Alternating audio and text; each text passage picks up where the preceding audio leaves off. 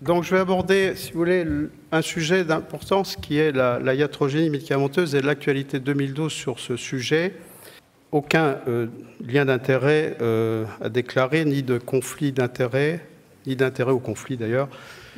Le sujet est toujours d'actualité au regard de l'enquête ENEIS 2011, qui est une enquête nationale qui évalue l'événement indésirable grave associé aux soins. Vous constatez que dans les services de gériatrie, la prévalence des événements indésirables graves associés aux soins est particulièrement élevée. Ce qui est plus important encore, c'est de constater que plus de 2 tiers de ces événements indésirables sont potentiellement évitables, qu'il s'agisse d'événements cause d'hospitalisation ou d'événements survenant au cours de l'hospitalisation.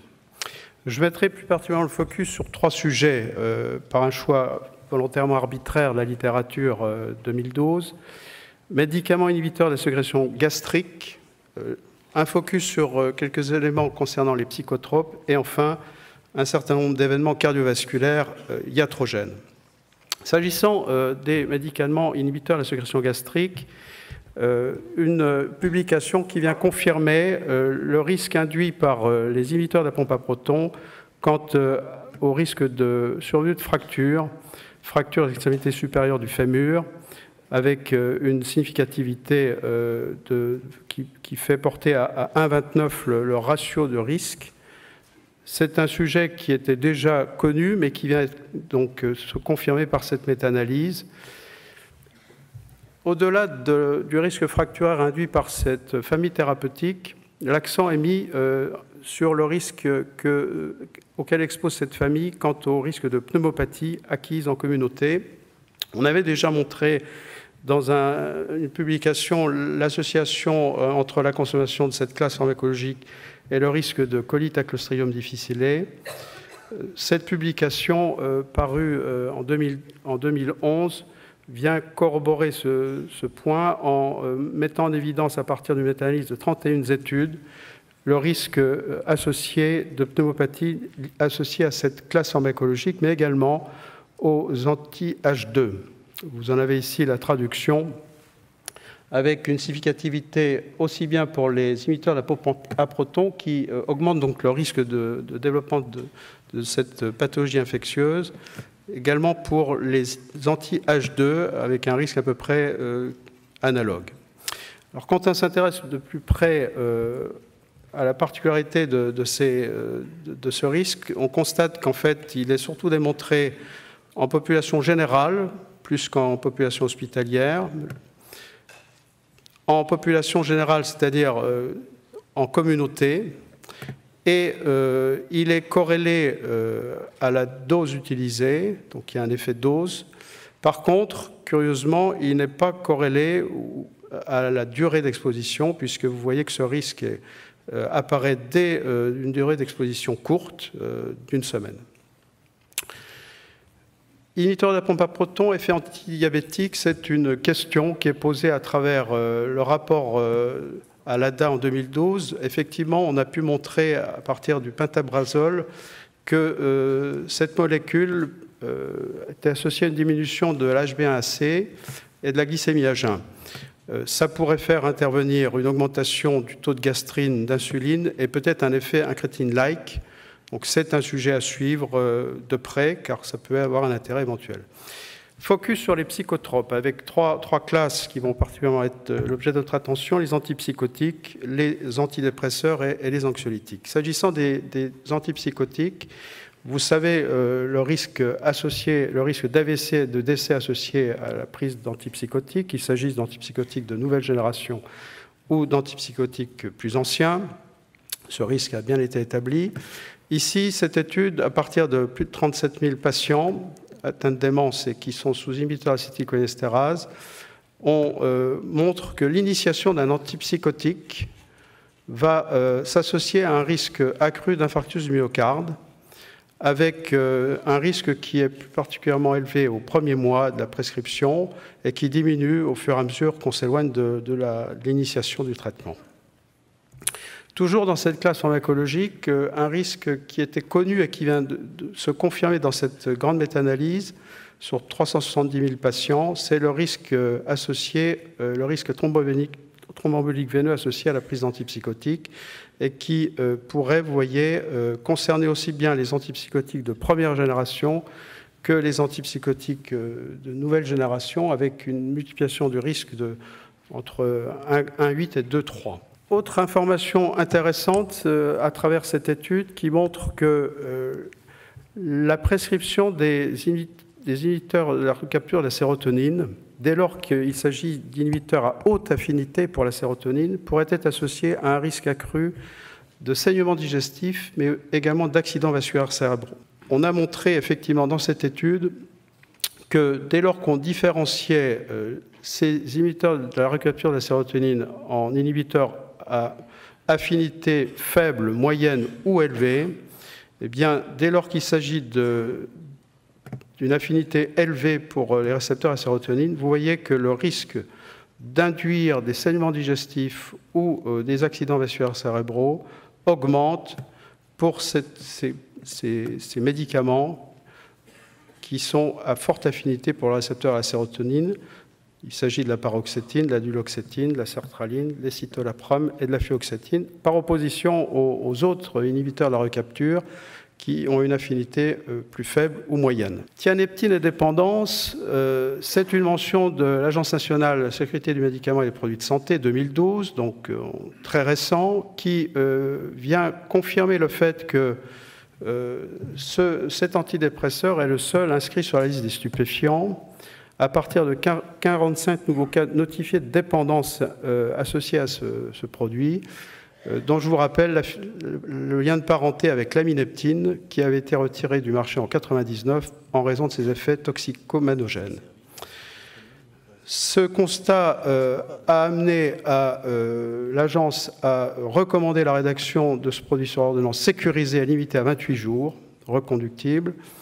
Je rappelle que 36 des prescriptions concernées ici par les cas notifiés concernaient des patients de plus de 75 ans. On aborde la classe des hypnotiques en mettant l'accent sur le lien entre hypnotique, décès et cancer à travers cette étude du BMJ qui montre qu'effectivement le risque de cancer est de 1,35 fois supérieur dans cette population sous-hypnotique par rapport à une population témoin. Le risque de décès multiplié par 3. Vous avez ici la traduction. Quand on compare des groupes traités ou non par cette classe pharmacologique, selon la durée d'exposition, on voit clairement un risque de décès plus élevé dans le groupe traité au long cours.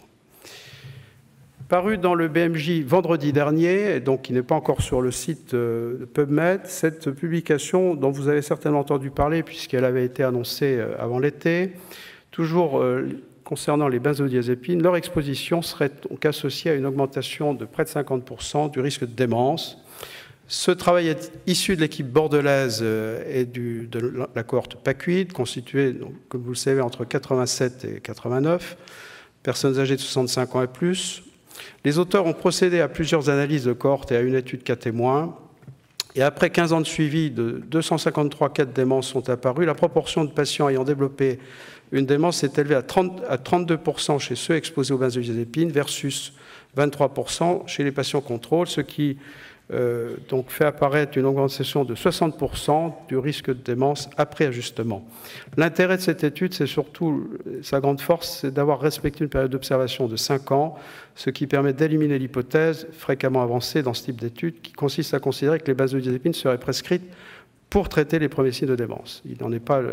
Ce n'est pas le cas ici, de par cette période d'observation, et donc on peut conclure qu'effectivement, le risque de développer une démence est probablement associé à la prise au long cours de ces traitements. Pour terminer, un focus sur certains événements cardiovasculaires et également certains médicaments à visée cardiovasculaire. Premièrement, le risque d'hypotension orthostatique. Ce travail, publié en 2011, est intéressant. Il étudie l'interaction entre deux classes pharmacologiques souvent prescrites, macrolides et inhibiteurs calciques. Vous savez que ces deux classes interagissent sur le cytochrome P450, plus particulièrement sur son isozyme 3A4. Et les auteurs se sont interrogés sur l'interaction et sur la prévalence des hypotensions induites par cette association, puisque les macrolides pourraient potentialiser l'effet des inhibiteurs calciques. C'est le lieu de ce travail, et ce travail vient effectivement montrer que l'association macrolide calcium bloqueur, dès lors qu'il s'agit d'érythromycine ou de clarithromycine, est associée à un risque accru d'hypotension orthostatique dès lors qu'ils sont associés aux inhibiteurs calciques. Vous voyez que ce risque est multiplié par 3 à 5 selon le produit. Il en est de même si on s'intéresse qu'aux dihydropyridines, donc une sous-classe des calcium bloqueurs. On a ici un risque d'hypotension multiplié par 3 à 4.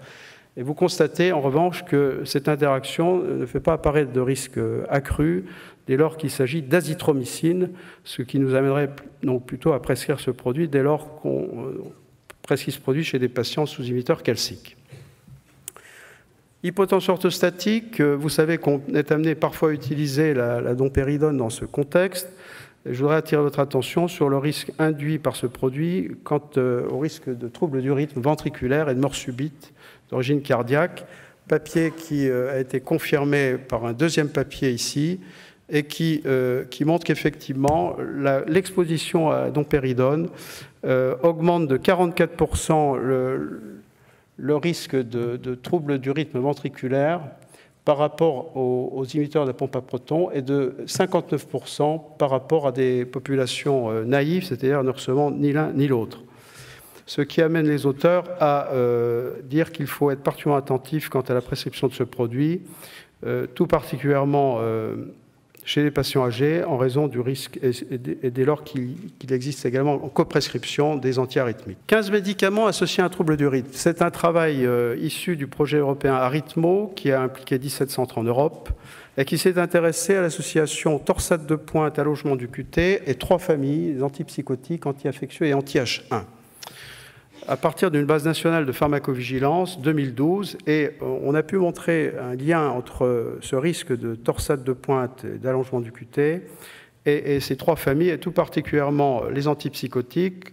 Vous constatez ici, je ne vais pas énumérer ces produits, vous les avez sous les yeux. Le Noctran a été retiré du marché, mais les autres sont encore utilisés.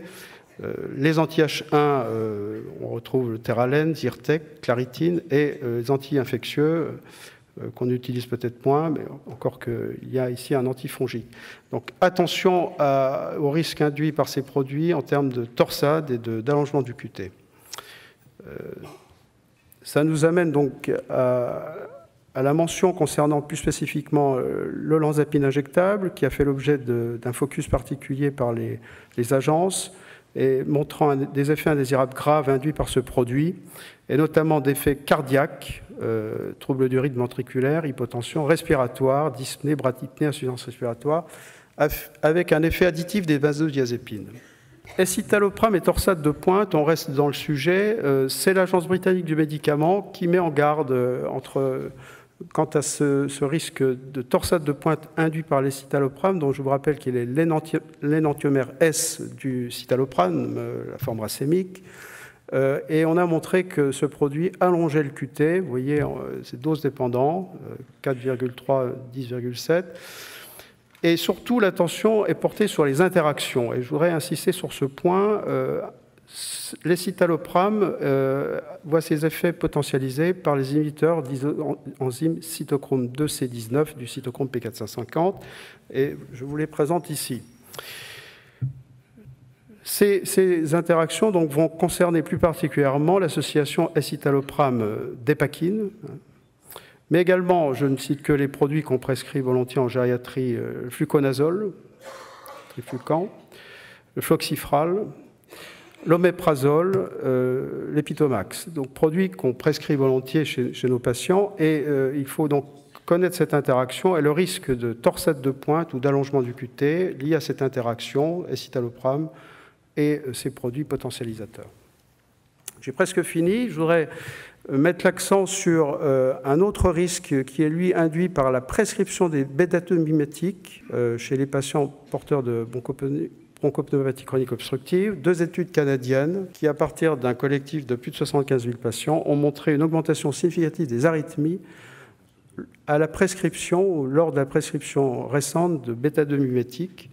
Vous voyez qu'il s'agit aussi bien des bêta-2 mimétiques de courte durée que de longue durée d'action, avec une augmentation de 27 ou 47%. Dans cette étude, on met l'accent sur la relative sécurité des anticholinergiques par rapport à cette classe des bêta-2 mimétiques. Enfin, une étude qui concerne cette fois-ci les IEC et les ARA2.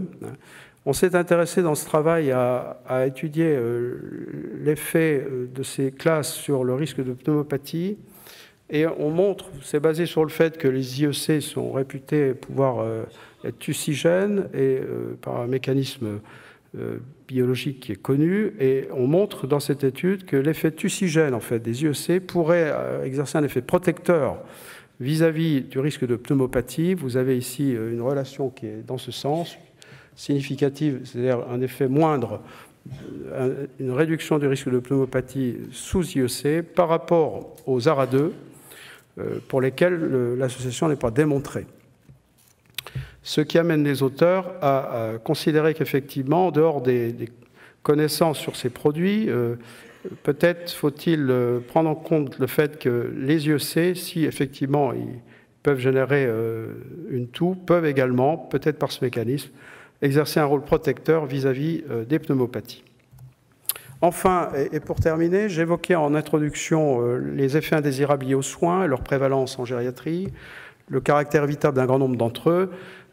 Quand on regarde la répartition des causes de ces effets indésirables, on constate que dans 60% des cas, c'est une erreur d'administration qui est en cause. Ce qui doit nous amener à reconsidérer, ça vous le savez certainement, une des erreurs de prescription assez fréquentes en gériatrie qui est liée à l'écrasement de médicaments non broyables ou non sécables. Et je vous rappelle ici que cet écrasement de médicaments en gériatrie, dans plus de 40% des cas, la forme galénique contre-indique cet écrasement. Et je vous renvoie vers le référentiel HAS qui énumère les produits particulièrement en cause et les alternatives justement pour éviter ce risque d'inefficacité ou d'effet indésirable induit par l'écrasement des traitements. Je vous remercie de votre attention.